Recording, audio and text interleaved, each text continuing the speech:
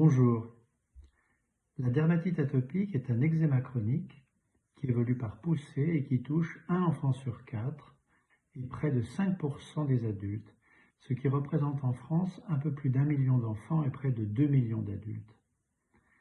C'est une maladie de l'environnement, ce qui explique que nous en diagnostiquons de plus en plus chaque année.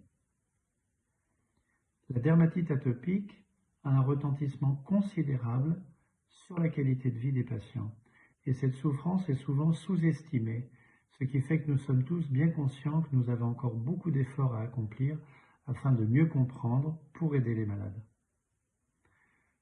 Le traitement repose sur l'application de crèmes, mais également de médicaments par voie générale, c'est-à-dire soit sous la forme de comprimés, soit sous la forme d'injections, que l'on réserve aux formes plus graves.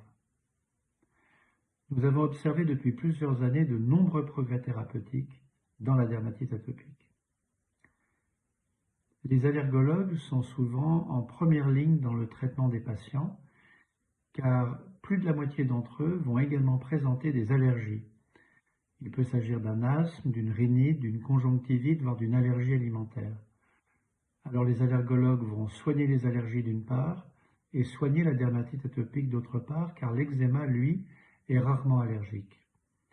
Il y a aussi une composante d'éducation thérapeutique qui est très importante et que les allergologues, comme d'autres spécialistes, prennent en charge au quotidien. La Société française d'allergologie regroupe la majorité des allergologues qui travaillent en France, mais également de nombreux collègues francophones. Nous soutenons tous collectivement la Journée mondiale de la dermatite atopique du 14 septembre, mais également l'ensemble des chercheurs et des personnels soignants qui s'occupent des malades. Ainsi, la Société française d'allergologie décerne chaque année des bourses de recherche et de formation pour les personnels de santé.